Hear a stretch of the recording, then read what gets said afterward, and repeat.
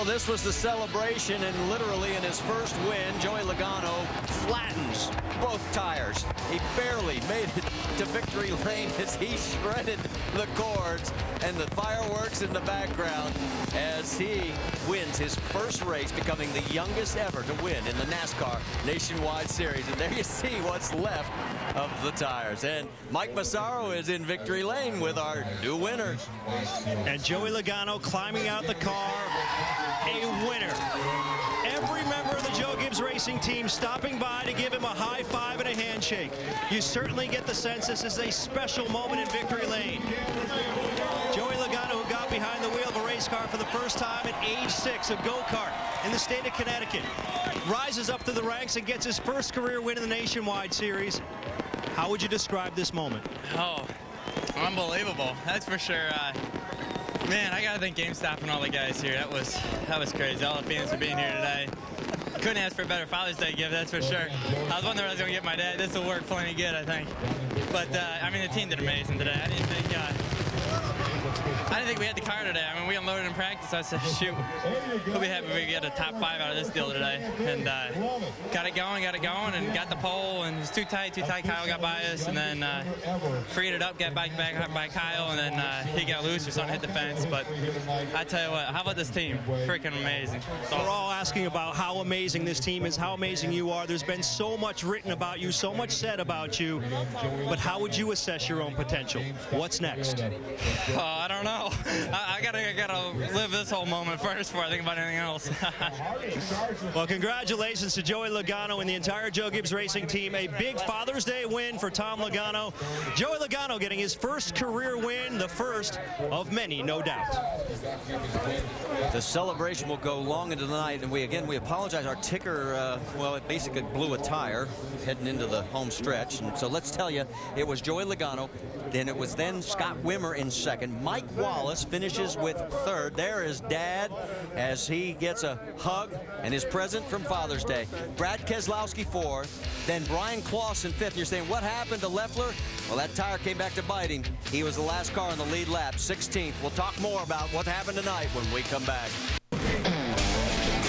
All right, let's go back to a moment early in the race. Remember, we couldn't figure out what was going on between the 60 of Carl Edwards and the 66 of Stephen Wallace. Well, this is when they were forming up. And what we should point out, a couple cars passed Carl. Well, he does not have to give up those spots, even though he's 2 laps down versus the 1 lap down. And that is what we think has transpired here. And then Stephen, trying to warm up the tires, ends up making the contact and spinning around. And another look at it from there, and he ended up having to come back in. Stephen ended up finishing 17th, 1 lap off the pace. And Shannon Spake caught up with Stephen. Well, here was Stephen Wallace, 17th place finish, but a lot of action on the track between you and Carl Edwards. I know there was a lot of confusion. What happened? First of all, I want to say off by that. I want to thank my sponsor, thank Jimmy Johns, and I know that Carl Edwards didn't ever mean to do something like that. It was just a little bit miscommunication between his crew chief and him. He thought that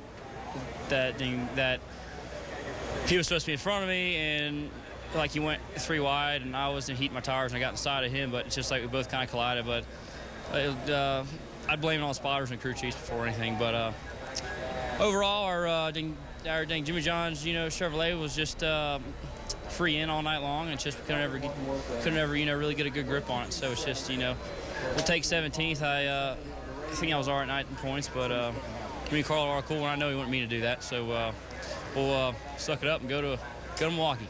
All right, Stephen Wallace heads to Milwaukee, guys. 17th place finish for him this evening. So a little bit more on the explanation of how that all came about, and of course that helps put a period on that story. Well, it just makes a little sense now. We couldn't quite make sense of it when it happened because we only caught the tail end of it. But sounds like these guys are okay with it, and didn't really hurt them too bad. Nah, they're fine with it. I mean, Stevens a lap down, and so was the 47. He thought he could fly in front of the Edwards, who was 2 laps down, and you don't have to do that. Carl didn't have to move over. Well, that's some of the 73,000 plus. And let's get the other side of this thing. Shannon's caught up with Carl. That's right here with Carl Edwards. Now, we spoke with Stephen Wallace. He said it was confusion. What is your take on what happened between you and Stephen Wallace on the track, Carl? I feel like the biggest idiot ever. We're having the worst performance of my career out there. And what happened was I asked who we were racing. And I got a list of people, the 66, and it went on down the line. And I thought, well, I can't if I'm racing him, I can't let him go. So I just was trying to get back in front of him. It was a miscommunication, and we were coming to the green.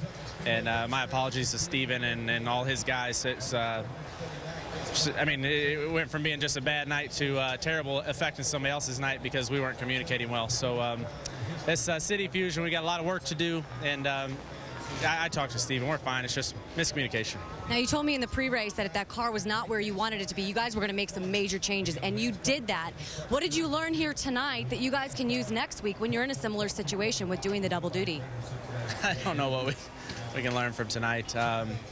I mean, I'll be honest with you, that's the worst we've ever run. And it's not because everybody's not working hard. I mean, my guys work hard at the shop. They work hard at the engine shop. We just have to go back and figure out what we're not doing right.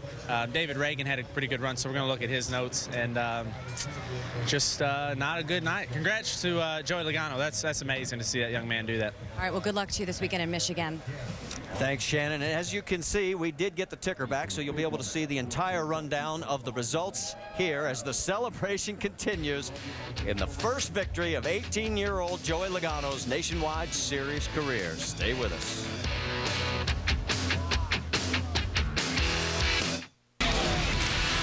The NASCAR Nationwide Series of Kentucky, brought to you by the U.S. Navy. Navy, accelerate your life. And Degree Men, more power than you need.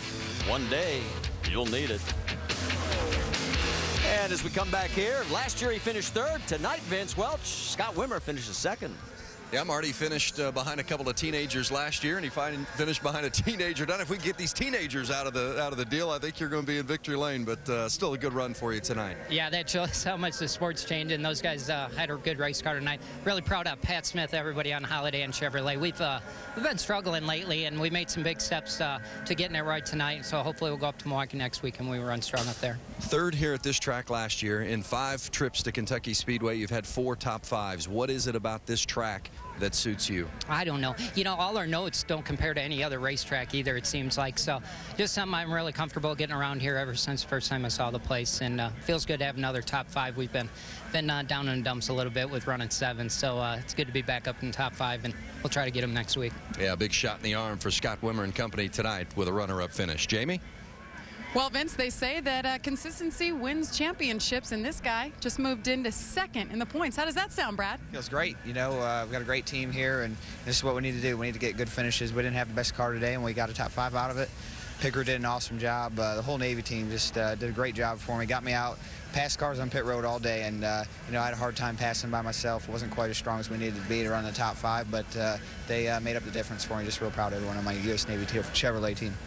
Brad, what's it like first time coming back to a racetrack after your win, when everybody's talking about you being the winner? What was it like to get back in the race car? Well, it's a lot of pressure because, you know, you expect to do it every week now. So, you know, I'm still happy with the top 5, but we want to be up there fighting with the 20 car, and we got a little bit of work to do to catch up with them. But still proud of everyone on my team, and real happy to be up in second in points and just keep clawing away at it. 4 top 10s in a row, guys. He's looking for this championship. And as you mentioned the points, let's show everybody at home how the points shake out. And you can see that Brad picks up 3 spots, guys, and he's now 170 behind Clint Boyer. David Ruderman drops a spot. Kyle drops 2, and you heard he will not go to Milwaukee as Reagan, Wallace also pick up 1 spot, and Stremme drops a spot to 9th. Let's give a tip of the hat to young Brian Clausen as he is 5th. Remember, he had his best at 6 back at Daytona, Vince.